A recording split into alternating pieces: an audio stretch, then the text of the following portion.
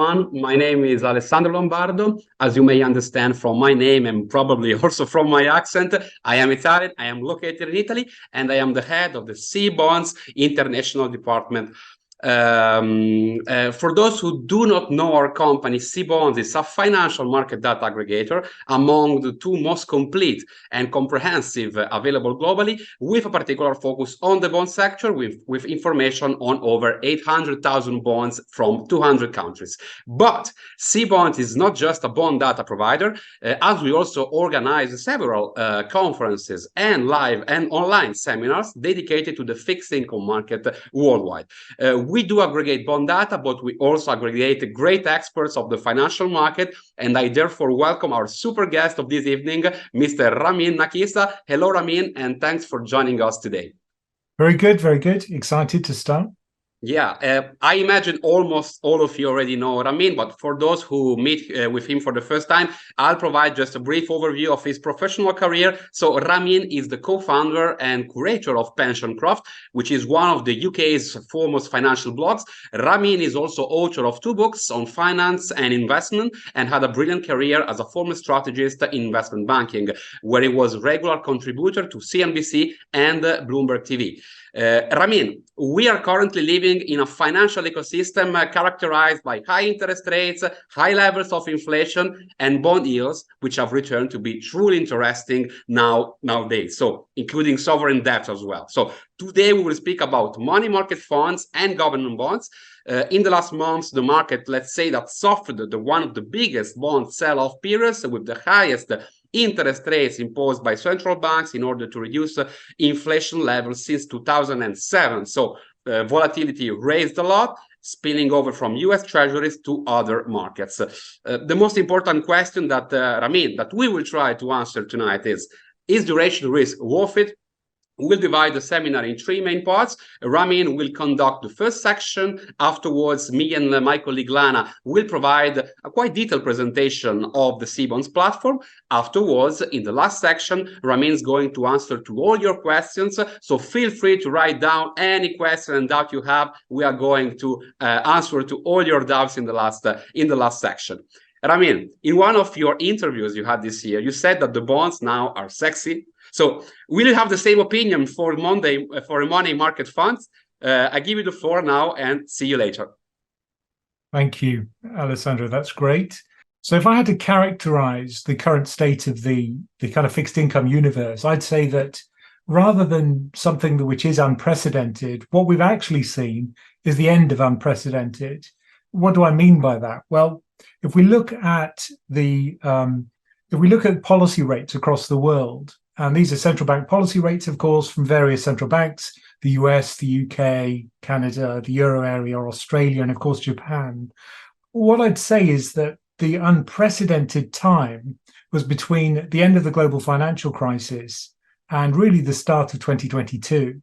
Because what happened then, of course, was that we had a synchronized shift downwards in policy rates. Japan, of course, is still in that state. It's the only central bank which is. And then since then, what we've seen is a normalization. So far from being unprecedented, what we're seeing right now is a move back to something which is closer to normal. It's still the case that central bank policy is synchronized, which is unusual. But of course, it was the pandemic which synchronized everything in 2020 around March time. And then since then, we've also seen a kind of synchronized move out of that unprecedented zero interest rate period. However, what I'd expect to see now is that things will start to diverge as these economies go their separate ways, and we'll see central bank policy rates diverge as well. So this is the end of unprecedented rather than producing something which is unprecedented. This is just a return to normal. Now, one of the things that you can do on Cbonds is zoom in on the individual central bank policy rates. So if I switch to Cbonds, you can kind of have an interactive policy rate thing here. You can choose which of the central banks you're going to use. Japan, of course, is still at 0 here. You can see it at the bottom. And you can see this synchronization in action. But what I would expect to see is that there is going to be some kind of decorrelation over time. So switching back to the slides, if we look at the article from the FT, which was published recently, a great article by Toby Nangle. He was talking about whether this bear bond market is really worse than the 1970s. A lot of people have said that we have returned to the 1970s in a sense. Apparently, flares are back in. You know, those horrible flared trousers in fashion. I wouldn't know about that. But you can see that if you look at the drawdowns in bonds, they have been very severe. So in comparison with the drawdowns that we had in the 70s, the drawdowns that we've seen so far in almost every country except for Japan is looking of a comparable magnitude, perhaps even worse because it's been a more rapid fall. If you look at the falls in the 1970s, it tended to be more gradual and it came in waves. Whereas what you can see in 2022 is a kind of synchronized and very rapid fall. And another article writer from the FT, Robin Wigglesworth, has also plotted the fall in some of these long duration bonds and overplotted the fall in growth funds like Cathy Wood's ARK K fund, just showing that the size of these drawdowns is what you'd expect from a very speculative growth fund, not what you'd expect from the sedate world of government bonds. So we really are facing one of the worst sell-offs for bonds ever. And that really does include going back centuries. So the kind of shocked response I get from a lot of my clients is people are saying, I thought bonds were safe. They have a 60-40 portfolio. They're nursing losses on both their stocks and their bonds. And of course, when we have inflation, which is high, that's when stocks and bonds correlate and both of them fall together. Very high inflation is bad for bonds, and of course it's bad for stocks too, as it usually erodes margins. But at the moment, what we're going to see, I suspect, is that what we see now is yields which are much higher. So we've gone from a world in which nobody talked about bonds just a year ago. Now everybody's talking about bonds. And if you look on YouTube, there's quite a bit of content now about bonds, whereas previously nobody wanted to discuss it, which I think shows that yields are now much more attractive. And money is also flooding into things like money market funds. So really what I'm going to be talking about tonight is, if we look at these higher yields now, is it the case now that the best place to harvest returns in fixed income is at the short end of the curve? So that'll be the yellow line, which you can see here, the 1 year part of the curve. And that's what you essentially feed off with money market funds. Or is it better to move further out on the curve and to harvest longer term yields with single government bonds? So really, that's the kind of face-off that we're talking about for the rest of this introduction from me. So let's start off with the money market funds. Now, again, nobody was talking about money market funds just, a year ago. But if we wanted to work out what kind of return we'd get on a money market fund right now, in the United States, one of the metrics which is available is SEC yield. And that gives you a kind of instantaneous return on money market funds and other funds. In the UK, we don't have that, so I had to kind of roll my own. What I've shown here is in cyan, in this light blue color, I've taken the 22-day return on a money market fund. It's an accumulation fund, and I've simply annualized it to give you a snapshot of what kind of return you'd be getting right now. And you can see it's been doing a fairly good job, this BlackRock money market fund, of tracking the SONIA rate in the UK, the Sterling Overnight Index Average, which is itself driven by central bank policy, the central bank policy bank rate. So really, these money market funds, one of their benefits, which you can see immediately here, is that they very quickly pick up these higher policy rates. So if you think those policy rates will stay higher for longer and you want to harvest them, then a money market fund is a very simple, cheap way to do that. And if we look across multiple money market funds, so here are 6, for example, in the UK, and I've done the same trick, which is to annualize the 22-day return, you can see all of them more or less are tracking the SONIA rate. So any of these would be just as good as one another. You'd simply choose the fund which has the lowest rate, the lowest fee. in order to harvest that short-term return. And because there's such a wealth of choice, there's a lot of competition, and the fees on these funds will be very low. So any of these would really do. The ones which I think are most popular at the moment are, for example, this Lixor Index Fund Smart Cash ETF, because you can hold it on almost any platform. You can hold it on single ETF, on platforms that only offer ETFs, and you can hold it on platforms which have funds as well. But it is very low fee and a very efficient way of harvesting that short-term yield. So how do they generate this return from a money market fund? Well, they buy very safe things. So it's ultra short duration instruments. If we look at the weighted average life of the holdings of this Vanguard short-term money market fund, you can see that the average life of its instruments is about 31 days. And that's why it's picking up this higher income from the fixed income universe very rapidly. Because if you think about the individual assets which this fund holds, they'll churn very rapidly. On average, it'll be replaced, the entire contents of the fund, every month. So if rates go up, it picks up those higher yields very quickly.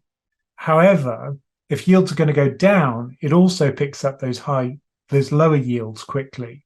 So that's both a good thing when rates are going up and a bad thing when rates are going down. But you can see that it's a very safe instrument. It's got ultra low volatility. And if you look at what it buys, you can also see that it's extremely safe. So UK Treasury bills, these are short-term UK government bonds, make up about 40%, time deposits about 40 again, and then some commercial paper to give it a bit of juice. But these are high-quality credits with very short-term maturity in the paper that they've bought. So very safe instruments and very low return, of course, historically, but recently much more attractive.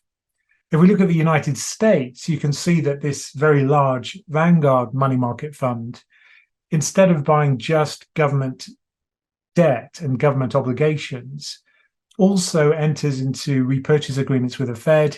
And we saw the huge surge in repo agreements with the Fed as a result of lots of money market funds in the US going to the Fed to get hold of this paper. The Fed, of course, has about $9 trillion worth of government paper on its balance sheet. So it's been providing this repo facility where money market funds get a pretty good low risk return. And that was very popular until recently. I made another slide of this about 6 months ago, and the amount of reverse repo was much larger. The amount of repurchase agreement was much larger then. Now that government obligations have got a high yield, there's been a move out of repo markets back into straight government obligations. But still, very short end of the government bond yield curve. This thing is still feeding off a very short end of the curve. So let's consider now what are the pros and cons of these money market funds.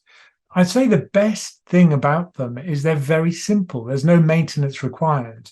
You just buy the fund and harvest the return, usually for a fee which is around 0.1%, almost zero. The other benefit I'd say is that if interest rates are going to go up, or if you think interests are going to stay high, then great. You can pick up those higher rates very quickly. You'd have to wait around for the coupons to pick up as you would for a bond fund, say. So that's a benefit if interest rates are going to stay high. The volatility is almost zero for these funds. And if you do hold other instruments, by definition, if the volatility is low, then the correlation will be low. So these are great diversifiers, almost perfect diversifiers in any financial situation. There's nothing that will make these things fall unless there's a huge problem in, say, the commercial paper market, which is quite unlikely. But very low volatility, very safe, and now a reasonable return. The cons, I'd say, is in the UK at least, they're not as tax efficient as if you're holding them outside an ISA or a SIP, they're not as tax efficient as single UK gilts. That's because single UK gilts, you don't pay capital gains. And in the US, I believe, the treatment there is different. But for the UK, certainly, if you're holding them outside those tax-free accounts, then these are not particularly tax efficient. So that's one of the drawbacks versus government bonds.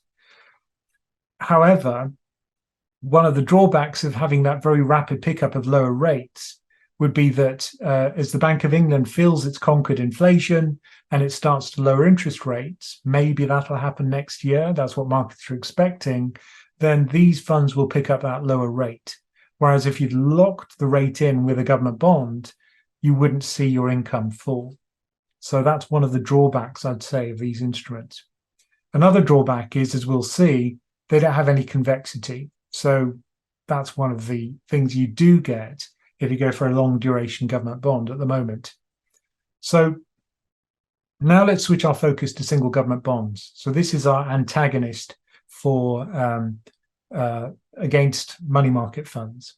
So what are the benefits of single government bonds? Well, of course, you've got complete control over the yield of the bonds that you choose and the duration of those bonds and their maturity dates. So complete control over the return, and you know on the day that you buy the bond exactly what you're going to get. And that certainty is quite precious in investment, in the investment world. There are very few instruments where you can say, these are the cash flows I'm going to receive, this is the return I'll get, and I know it to the penny, and I know my cash flows to the day, and I know everything up front. So you also have the ability to craft your cash flows. And for individual investors, this is priceless, because if you know you've got a big expenditure coming up at some point in the future, well, you can choose a bond that matures just before that occurs and craft your cash flow with the bond ladder so that your payments occur exactly when you'll need them. This is for payments which you know about up front, so there's no uncertainty about the payment, but it's very useful for planning. The other ability which is great is to lock in rates that you know up front, and if rates fall, you really don't care. If you hold to maturity, then the volatility in yield that you see with the yield curve is kind of irrelevant. As long as you're willing to hold until maturity, you don't really care. So there is that ability to lock in rates, which you don't get with a money market fund, because rates there will vary all the time according to central bank policy. There's also the tax efficiency benefit in the UK. So in the UK, what you get is no capital gains tax on gilts. So if you're holding them outside an ISA or a SIP, a lot of the pension crafters now who've used up their ISA and SIP allowances are actually moving into the gilt market and making use of that fact. And obviously here you choose a gilt with a low coupon and a high capital gain. So there are many of those around, fortunately, because we've just come off a period of almost zero interest rates where lots of bonds were issued with very low coupons. So we're kind of in the best of both worlds. We've got lots of these low coupon bonds, which have a large capital gain component. And so these are very tax efficient at the moment. The other benefit, I guess, is that you can go further out on the yield curve. And if you do think interest rates are now falling and you want to take a punt on these bonds, then you can go way out on the curve and choose a bond with lots of convexity.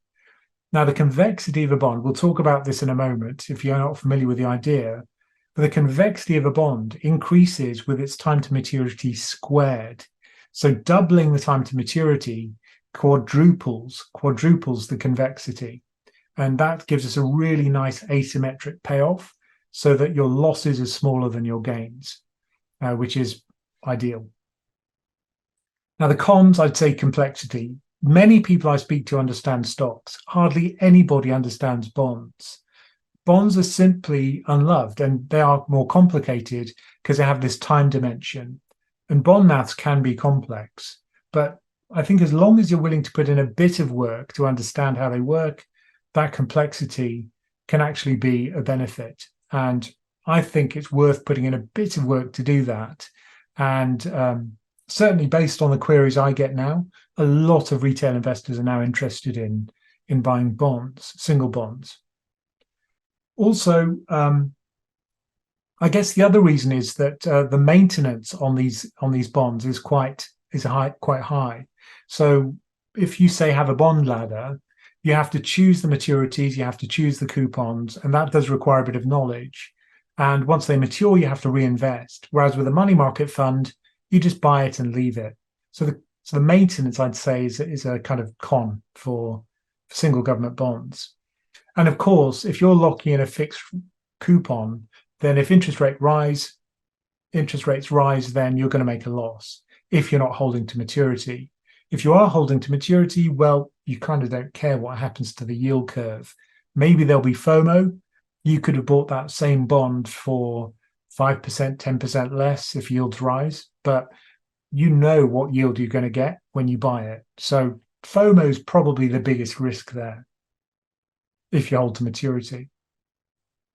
So the question that many people ask me is, okay, well, we've seen the worst bond sell-off ever. Where are bond yields headed? And I think to answer this question, there's a very simple relationship, which you can see here, which goes back since 1960. This is the US 10-year yield versus the versus US nominal GDP, because it's nominal yield. We compare it with nominal GDP. And broadly, not exactly, you can see that the two track one another. So high nominal growth, GDP growth in the US means high yields. And it's no coincidence that we've seen a 30-year rally in US treasuries. Well, at the same time, what we've been seeing is a 30-year fall in US nominal GDP growth. Then we had the shock, the double shock of the pandemic, with a huge fall in nominal GDP, a huge surge in nominal GDP. And what's happening at the moment is that yields are just moving up to catch up with nominal yields, which are falling. So would we have further to rise? We can build a really simple regression model. This is a non-parametric model. Essentially, we're just joining the dots. You probably did that as a kid. And if you look at the current yield, which is currently, I think, about 4.3% for UK, for US 10-year government bonds. That's the red dot you can see here. For this level of GDP growth that we're getting right now in the US, based on the latest print, I'd expect to see yields higher than they are now. So somewhere between 5.6 and 6.7% based on historic trends. So could we have further to go for yields? Yeah, I think that's a definite possibility. So when you see people piling into the treasury market because they see a bargain now, I'd say maybe hold your horses, because we may have further to go on the yields. There are other models I've seen which show that actually we're roughly at fair value, more sophisticated models, it has to be said.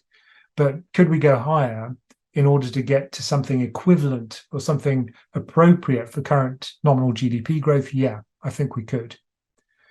If we do the same thing for the UK, the data is much more sparse because the Bank of England doesn't provide so much historical data.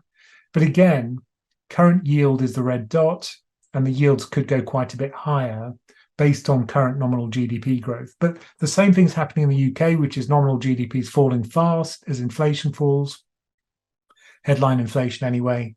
So maybe, the kind of fair yield is moving downwards so that we won't have such a big bond sell-off after all. Now, I said I'd talk about convexity. The reason why I've got a kind of smiley face by this convexity graph is whenever I used to explain convexity to my students, I'd explain that, look, it looks like a smile. It's upward sloping. And there's a good reason for that, which is that if you just think about duration, if yields increase, the price of the bond goes down. If yields fall, the price of the bond goes up. And if you just use duration to calculate that, it would be a straight line. However, if we actually look at the actual price-yield relationship, you can see it's not a straight line, it's curved. And it's curved in your favor. So if we take this incredibly long duration UK gilt, so this one matures in 2073, it's a 50-year bond with a tiny coupon of 1 1/8%. The current price of that bond is about £35, and the yield at the moment is about 4.3%. So what would happen if the yield increases by 1 percentage point to 5.3%? Well, you're going to lose quite a lot of money. You're going to lose 23% of the value of the bond. But what would happen if the yield falls by 1%? Well, in that case, you gain 34%. So notice the asymmetry here. You gain more if yields fall than if yields rise by the same amount. So in other words, the payoff is asymmetric in your favor. What actually happens because of bond maths is that the duration of the bond decreases as yields rise, which works in your favor. So that reduces your losses. So that's what's beautiful about convexity. It actually makes the payoff asymmetric. So if you're going to take a punt on the 2073 bond, that's going to work in your favor and reduce your losses, increase your gains. So even if you're wrong, it won't hurt so much. Of course, you'll still make a loss. So now let's come to the conclusion, which is best. So I think here what we've got, which kind of helps us, is a bit of a steer from central banks. Okay, they always get it wrong. We know that. But this is what the Bank of England thinks about its inflation rate for the UK as we go towards the end of each year. So for 2023 Q3, obviously we know it's pretty high, 7%. By the end of 2023, they expect it's going to be around 4 and a bit percent, 4.5%. By the end of 2024, it's going to be closer to 3%. So pretty much we'll be at the Bank of England's target by the end of 2025, according to the Bank of England. Now, of course, the policy rate will come down well before then. And you just got to look at what happened to markets today. There's a huge rally in stocks, huge rally in bonds, because inflation was seen as not being as high as many people expected it would be because of the employment numbers. But you can see that markets are ready to rally on this news, that rates are going to fall and that the policy rate's going to be cut. If we look at the dot plots in the United States, a similar story. So a pretty big fall. So this is what the FOMC members are forecasting for 2024, 2025, 2026, and in the longer run. So a big fall in policy rate is what most of the FOMC members expect by the end of 2024, and then even more of a fall by 2025. And then by 2026, although there is a kind of bimodal distribution, there are some members of the FOMC who don't think inflation will be licked by then. Quite a few members do. And the median rate for the Fed funds rate is around 2.9%, which is not far off the long run average, 2.5%. So what I'd say is that at the moment, what I'd expect is that we will start to see policy rates fall maybe from the end of next year, certainly. But markets, of course, will anticipate that. So I'd say at the moment, if I had to choose, I personally would be going away from money market funds, and I'd be starting to think about moving further out on the yield curve. Maybe delay for a bit, because as I say, I think there could be some more surprises. What could go wrong with that? Well, we've seen oil prices surge again, and they have fallen back a bit. But if remember what caused all of this problem in the first place, energy was a big part of it. So if we get a secondary inflation spike because of oil, then policy rates will stay higher for longer, and this rally will be delayed. But look, if you are going to buy a bond and hold it to maturity, that's not necessarily going to be painful, depending on how far out you go on the curve. But at the moment, I'd say bonds is where I place my money. So there we go. So I'll hand it back to Alessandro and Lana. Let's wait for the third section, Ramin. I think we will not manage to answer to all the questions we have, but at least we will partially answer to them. So let's catch up later. Now, we are going to make a presentation of the Cbonds platform. I will share my screen. I will make now an overview of let's say, the main functionalities of the platform with my colleague Lana. I will start now. Cbonds, as I said before, is a financial data aggregator.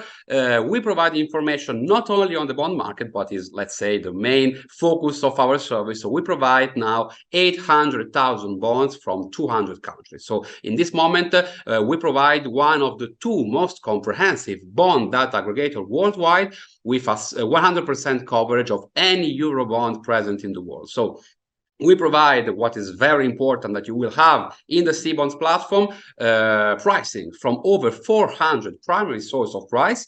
And then you will find also information on 80,000 stocks, 9,000 ETF, 50,000 indices, and 90,000 mutual funds. Who are our clients? So what is our main audience? Well, we work almost with any kind of investor. So we work with both private and corporate investors. We work as well with private financial consultants, of course, with family offices and asset management companies. I would say that in the UK, our main audience is composed by private investors and family office. So this is our main audience. We have also asset management companies, but let's say that we work a lot with these categories of investors. We currently have clients in over 80 countries worldwide, but I'm happy to say that in this moment, UK is #1 for us in terms of number of clients. We are really happy of this because we really work a lot in this market. We also have really a lot of clients in Italy, in Switzerland, in Emirates, because we have our legal entity in Dubai. So, of course, also the local investors are interested in our product, and also in the US. This year, we organized 3 Cbonds fixed income conferences in Italy, in Cyprus, and we just came back on Saturday from the United Arab Emirates, where we held our fixed income market conference of 2023. We had investors arriving from over 20 countries with speakers from over 10 countries. So let's say it has been really a successful event where we managed to speak a lot about the financial market and in particular about the bond market. What are our main tools? I will then pass the word to my colleague Lana. She will introduce you technically to these tools, but let's say that the main functionalities are the multifunctional search for bonds, stocks, ETF, and indices. This is really, let's say, the heart of the platform, where you manage to find any kind of information you are looking for according to your characteristics you are looking for regarding bonds. So basically, if you're looking for yields from 5 to 7% in GBP with a certain maturity date, a certain issue or issuer rating from the 3 main rating agencies, well, you can have the list of bonds and export to Excel, but I will leave this to Lana in a few minutes. You can then monitor up to 250 bonds in your own watch list, where you can set up email alert notifications. And if you want also to visualize all the information available on the platform directly in your Excel, you can just download our Excel add-in that will allow you to quickly check any kind of information available on the platform directly in your Excel. You can also check your phone, so you have your mobile app with your watch list always updated. And if you work, let's say you want to assess the risk of certain portfolios and you work in such way with your company, you can also receive data via API in different formats. So this is something you can also do through our platform. Also, something really important is the way that we work with our clients. So the first thing we do, we study your activity and your main goals among the bond market. So we try to understand in which way you would like to use our data, what are your financial goals, in order also to understand which kind of plan could fit your requirements. So we introduce you to the most relevant tools through which you will reach your own objectives, because every investor have different objectives. So we also need to consider these differences. At the end, we are going to find the best commercial solution. We have several kinds of subscriptions available according to your specific requirements. And during the whole subscription period, you will have your personal guide, you will have your personal support manager helping you, providing you with online webinars. If you want to, let's say, improve your knowledge of the platform, you can do so. So let's now go inside deep of the platform. So Lana, I will call you now so you can share with our audience which are the main tools available on the platform. So today I will make kind of like a more practical view of our tools. As Ramin already mentioned, the bond market is full of market possibilities. So let's take a look what kind of functionality could be offered by Cbonds. And since we already mentioned basically the heart of Cbonds and the the most interesting part is to find these interesting possibilities. So let's start with our bond screener, and I will provide you some overview how you can find bonds according to your particular strategy. So as you can see now, there are some basic filters which you can apply according to the yield, the sector or currency, and there are some additional tools which you can use. For a smooth start, we also offer kind of like saved queries which we try to foresee your needs in general. So for example, we start with the global, UK sovereign bonds. So you can conveniently export the data in Excel and visualize the data also on the market map, which is very interesting to analyze when you see in terms of yields and duration where your bonds are basically standing, and you can just define whether you'd like to invest in a short term or in a longer term. Feel free to enlarge some particular area and just to take a look closer which bonds are more interesting for you. But right now, let's do some search in terms of some corporate, corporate bonds are also giving you a very nice yield, and I would say this data is more challenging to find. So you can see which filters I'm applying. So these are corporate bonds in pounds with a yield starting from 5% up to 20, with some duration starting from 2 years. We will pick investment grade bonds starting from BBB according to Moody's, Fitch, or S&P. You are able to find some particular type of the bonds, or you can exclude some types, some callable bonds or subordinated bonds. Feel free to specify your minimum trading lot or the price you would be interested in terms of how it is traded. And for example, the fixed coupon starting from 5%. So you just put all your preferences, everything what you want, and our system will scan and find the most interesting possibilities for you for your further analysis. So I would say this is your first step in the market analysis. So let's take a look what kind of bonds are giving us more or less interesting yields. Of course, it's crucial to understand the balance between the quality and the yield. If you do such query pretty often, for your time management, we offer you to save the query and receive some notifications to your email once new bonds will come to your requirements, and you will receive email alerts. So if you like the bond, you simply click on the dot and then you'll be forwarded to the bond page. As Alessandro mentioned, we are data aggregators, so we gather every single bond data and the tools at a single page. So you have everything at one single store. I would say one-stop shop. So this is a block with the crucial information. You can also calculate different types of yields, accurate coupon interest, or some other calculations according to your preferences. We also store bond documentation, which have all the terms which are crucial to be aware of. Now let's move to the pricing. So this is dynamics of price, and you can basically play with the time frame. For example, here it is like 1 year. This is dynamics of yield, and again, well, 23 was pretty interesting year for us, right? You can visualize T spread and to see where these bonds are more or less corresponding. You can visualize also another bonds of this particular issue in the same currency. So maybe there are more profitable options for your consideration.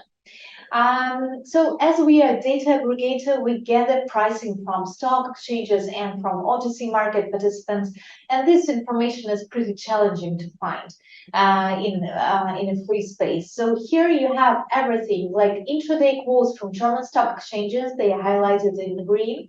You have also bid ask from market participants and everything where it is traded. And Cbonds estimation, this is kind of like a fair market price, just to stay updated what is general view of the market value. We also store historical data. So for corporates, it could be like 5-10 years. For sovereigns, it could be like 30 years historical depth. So you will be able to export the data in Excel and then just analyze the price dynamics. These are hyperlinks, so feel free to open them to understand a bit more. You have all the cash flow in order to understand when you can reinvest your next coupon. All the information about the placement or identifiers, so you will be able to find the data in any system. The ratings are available from top 3 rating agencies and from 70 local for bonds, issuers, and SPV. So make sure that the dynamics of your issuer is pretty stable. You also see the bond classification, so you will be able to search according to such type of bonds. And the list of institutional holders, these are the funds who hold this bond to their portfolio. If the company is public, you'll see their multipliers and financial reports in order to see that the company is really solid.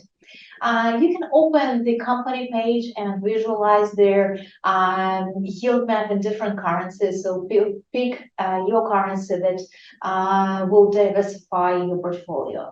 If the company has stocks, so you can see, I would say, total performance with the turnovers, their total debt breakdown in different currency, and some information are also duplicated at the bond page and at the issuer page in terms of the reports and credit data. So let's go back to the bond page, and if you like the bond, you are able to track your bonds.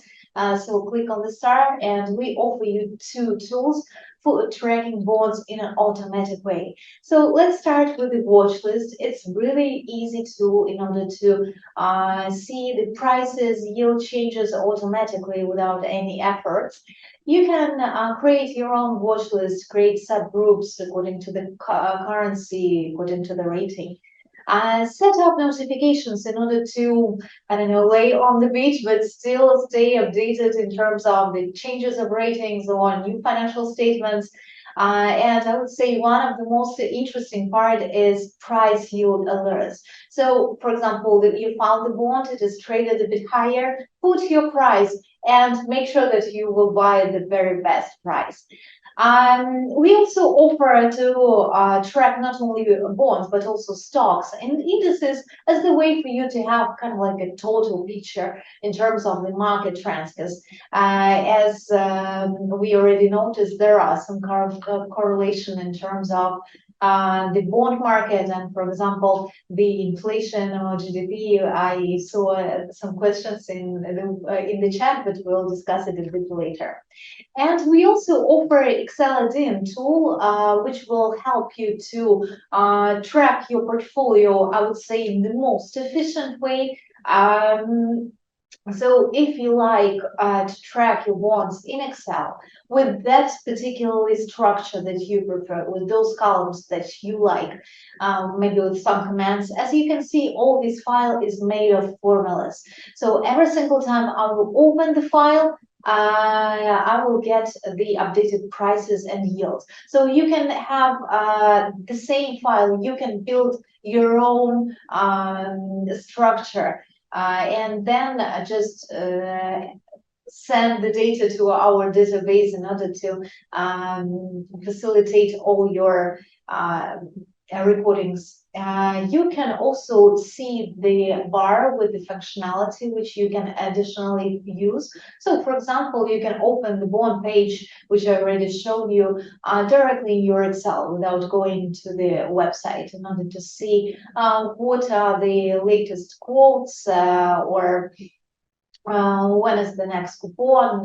So you just put the ISIN and then you just open the bond page with all the particular criteria that you need.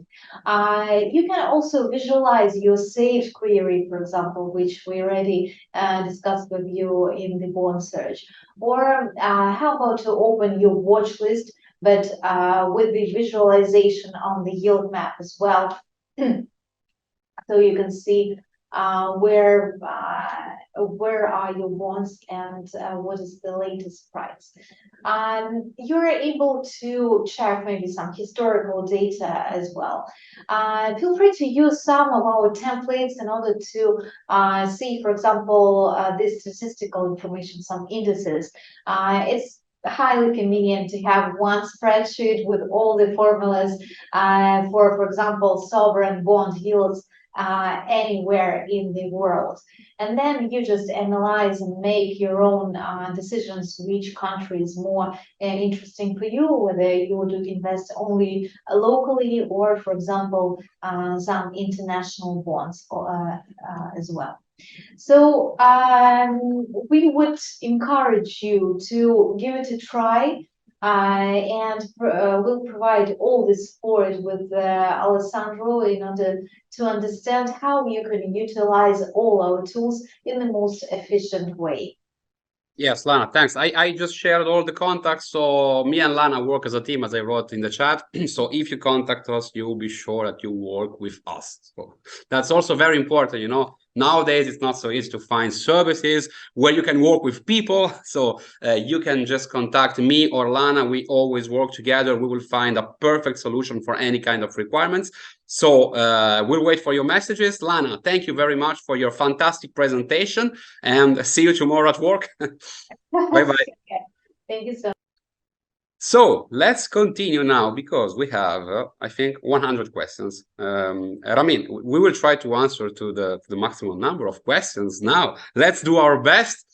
Let's start with the first one I see interesting. So, yeah, it's a person that maybe has my age. Do bonds have a place in young person portfolios? So let's say that we speak about the 30s.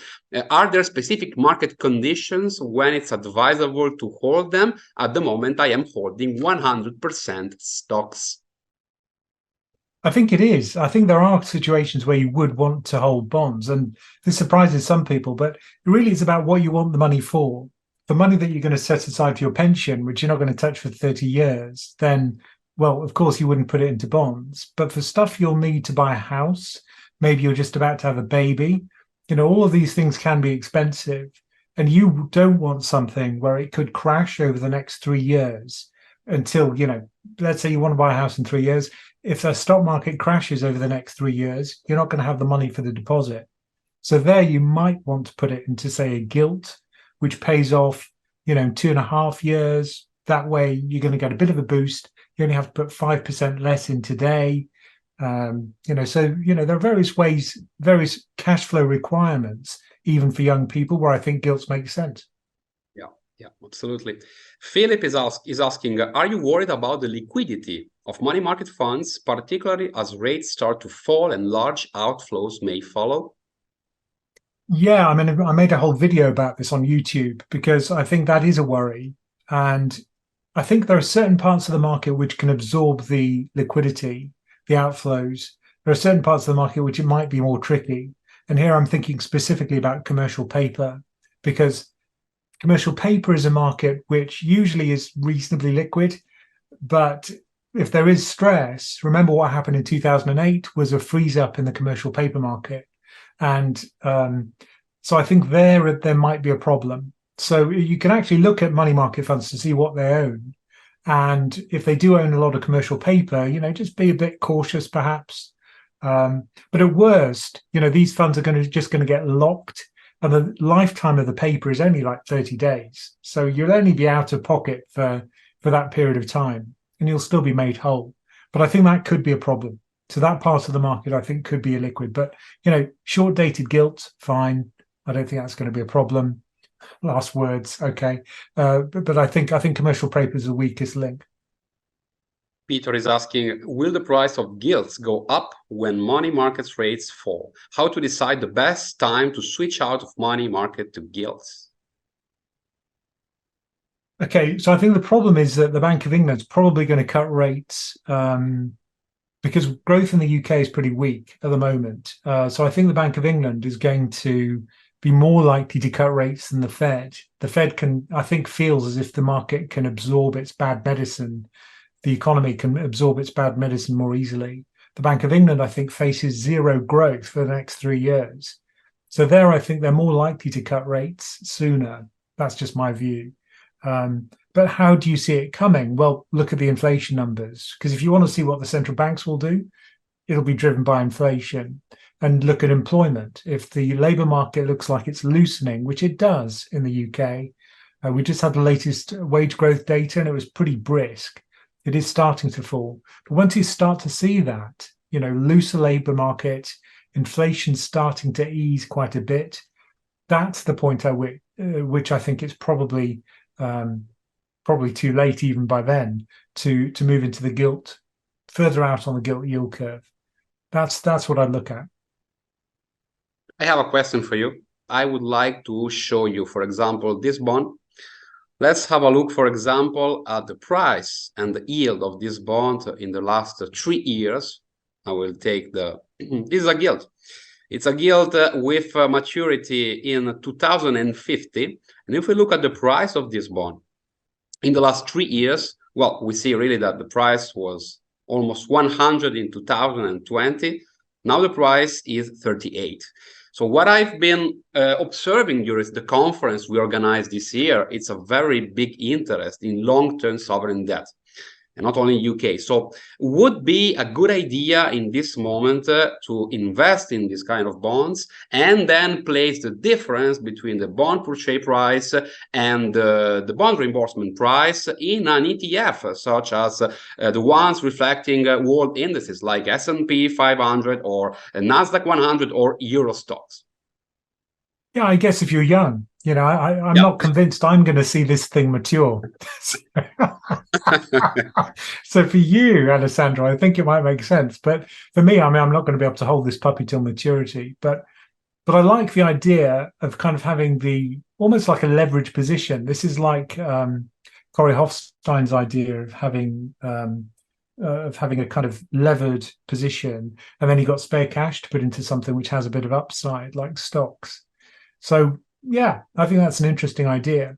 And it does feel a bit like, it's interesting with stocks. People talk about buying stocks once they crash. But when it happens with bond markets, people are saying, oh no, it's too risky. I'm not going to touch this. But look, there'll be a lot of convexity for that bond. So even if you're wrong, it won't hurt as much as if you're right. So I think the convexity is your friend as well. Thank you. Thank you very much, Ramin, for the answer. Well, that's really a question that is not easy to answer, because are you ready to wait for 20, 30 years? Well, maybe yes, but in any case, it could be free money, because if you have this time to wait, then of course, you are just going to rely on the world growth. So we historically know that there is a growth. So let's say that this kind of investment can make sense for certain investors. Let's continue with the questions from our audience. Jeff is asking, if you expect Fed rates to come down, what are the pros and cons of holding in this moment a mortgage-backed security fund like AG&C versus a long bond fund like VGLT? Well, of course, with MBS, mortgage-backed securities, I talked about the smile and convexity. Well, with mortgage-backed securities, it's like a grimace, because they've got negative convexity, because when interest rates go higher, the prepayment rate, when people kind of pay back their mortgage, falls. And so actually the convexity works against you. So that's the drawback with MBS. So I think at the moment, MBS, would I be getting into them? Well, not now, because now's the time that the convexity is going to hurt. Those prepayment rates are falling. The duration of those MBS is extending. People are not moving house because they've locked in a rate for a long period of time. So, MBS I probably avoid. Negative convexity is not a good place to be. But other parts of the yield market, the corporate bond market, for example, in the US, not so good. Spreads are still tiny, but at least the convexity is positive, But I just don't think the risk return is good for credit in the United States right now. So, if it had to be something, I'd just choose something simple like a treasury, where the convexity is positive. You can get a reasonable yield. It's a very liquid market. And you'll probably get a reasonable outcome. Whereas with MBS, I'd be scared of the negative convexity. Steve is asking, are gilt strips worth considering now? Yeah, I've had questions about these on my YouTube lives. It's interesting because for UK retail investors, I don't believe you can buy strips on many platforms. And I talked about the tax efficiency of single gilts. I believe that strips, even though they're zero coupon bonds, so it's all capital gain, right? Where you take the cash flows of an individual bond and you strip it out into single cash flows, zero coupon bonds. They're treated for tax purposes as if they are income. So you don't get the capital gain tax benefit. But, you know, would that be an interesting investment? Well, maybe.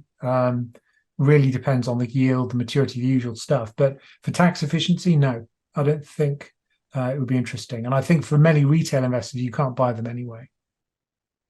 Thanks. Tohib is asking, what about illiquid money market bonds, which are asset-backed commercial paper? Does this not sit better in a money market portfolio rather than investing in a money market fund? Yeah, I mean, if you've got access to asset-backed commercial paper and the yield looks reasonable, just remember that this is the kind of niche market where liquidity can freeze up. If there are lots of people running out of the market, it may not have the liquidity to weather that. Because it was the asset-backed commercial paper market which went belly up in 08, and it literally froze up the market. So yeah, I mean, just consider the liquidity aspect is all I'd say. But if the yield looks tasty and the maturity is not too long, yeah, why not? Let's continue. Are single government bonds like UK gilts better than global government bond funds for the diversification and low volatility in a 60-40 portfolio? Well, of course, if we look at what happened in 2022, if you'd have gone for single government bonds going into that big sell-off, you wouldn't have lost anything. You know, you'd have had a low yield going into it, but you wouldn't have lost 22%. 30%. I speak to some people who've lost, 35% on the bonds in their pension because they had a bond fund, and it's going to take a long time for that to recover. So that's why I think single bonds probably offer a less risky way of investing, because they will diversify your portfolio if you hold them to maturity always. So that's the benefit. But there are cons. It is more complex, I think, than a bond fund in some ways. But yeah, I personally would not buy a gilt fund ever again. I'll only buy single gilts. But would you buy US or global bond funds? It does produce kind of yield curve diversification, so that might be a benefit. But what you tend to find in developed markets is that yields tend to be quite highly correlated. So it doesn't provide that much extra diversification in that sense. And it does provide extra risk in the form of currency risk. So if it's hedged, yeah, maybe. But personally, I'd go for single gilts.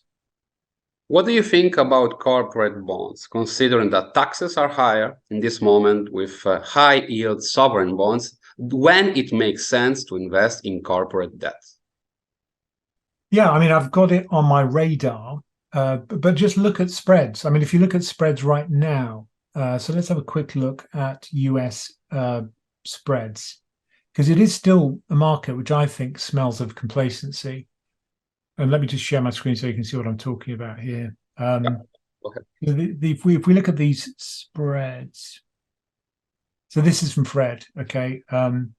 We zoom in. So, when the market has a blowout, as it did in 2020, single B yields spreads blew out to about what? That's about 12%.